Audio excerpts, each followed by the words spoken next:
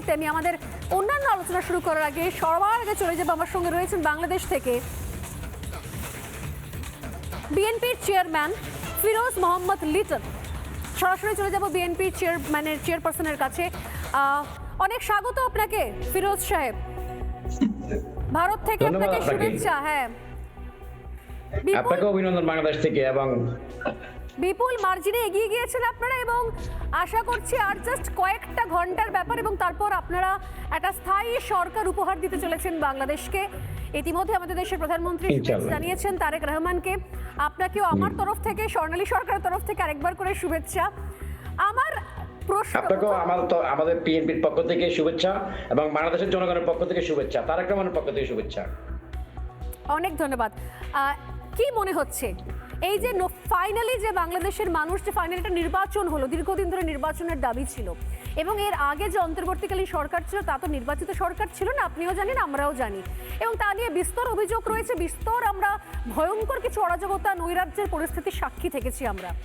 আমার প্রথম প্রশ্নই আপনার কাছে যে এবার আপনি কি মানে বাংলাদেশ কি এবার একটা স্থায়ী স্থিতিশীল অরাজকতাবিহীন একটা সরকার পেতে চলেছে? তাহলে ধন্যবাদ আপনাকে। আমরা প্রগতিশীল জাতীয়তাবাদী দল বিএনপি একটি গণতান্ত্রিক রাজনৈতিক দল। স্বাধীনতার সার্বভৌমত্ব অক্ষুণ্ণ রাখাই আমাদের মূল অঙ্গীকার। সেখানে আমরা বাংলাদেশ জাতীয়তাবাদী দল বিএনপির সাথে যেহেতু আমাদের আদর্শগত মিল থাকার কারণে তাদের সাথে আমাদের একটা জোট আছে, সেই জোট আমরা ইতিমধ্যে 12 দলীয় জোট নিয়ে তাদের সাথে কাজ করতেছি।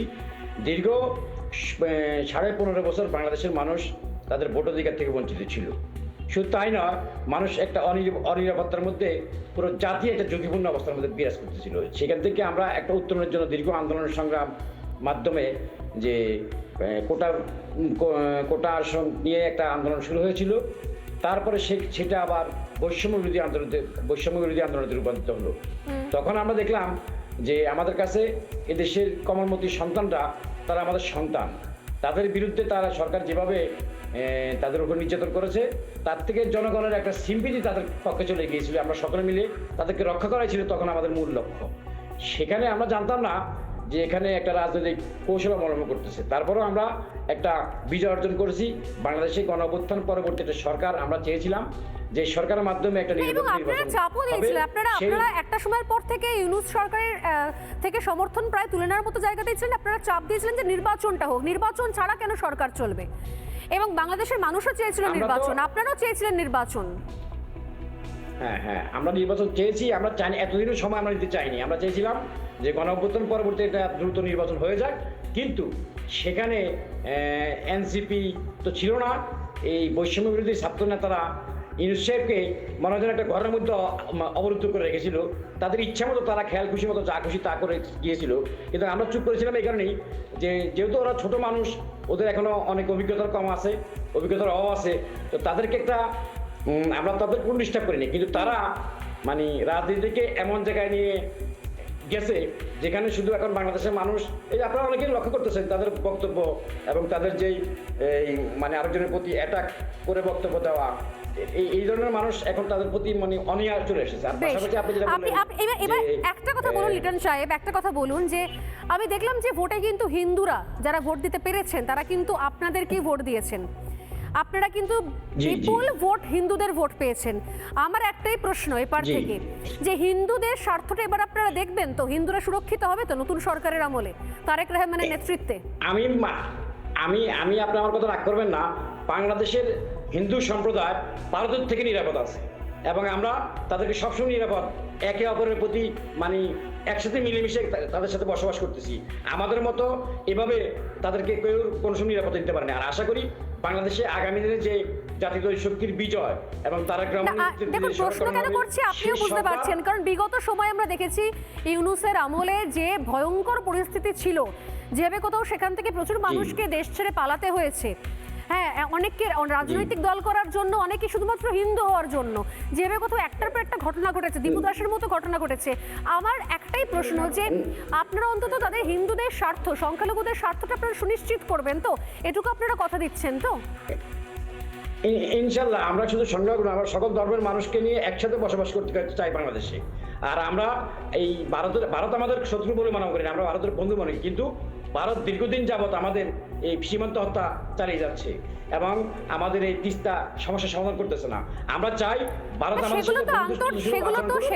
সেগুলো তো দুই রাষ্ট্রের বিষয়, এবং আপনারা নিশ্চয়ই, আমি জানি না যে আপনারা কি ভাবছেন, নিঃসন্দেহে আপনারা সেটা বারবার করে কথা বলে বৈঠক করে নিশ্চয়ই এগুলোকে সলভ করার দিকে, দেশের উন্নয়নের দিকে আপনারা মন দেবেন, প্রতিবেশী দেশের সঙ্গে সম্পর্কগুলো ভালো করবেন এবং দেশকে এগিয়ে নিয়ে যাওয়ার দিকে আপনারা করবেন। মানে এই যে অরাজকতা চলছে সেখান থেকে নিশ্চয়ই আপনি বাংলাদেশের মানুষকে বার করে নিয়ে আসতে পারবেন।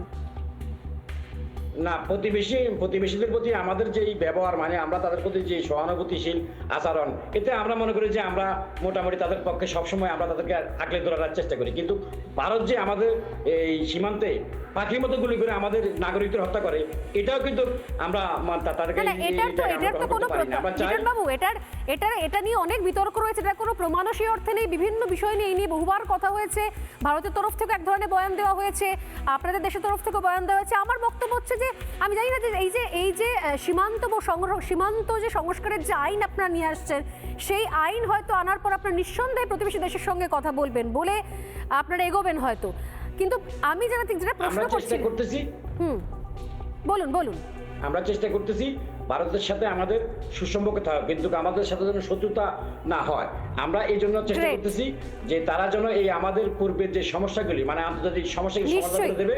আমরা চাই না কারোর সাথে আমরা কোনো সংঘাতে জড়াতে চাই না। আমরা চাই শান্তিতে বিশ্বাসী বাংলাদেশের প্রত্যেকটা নাগরিক অনেক বড় মনের উদারী।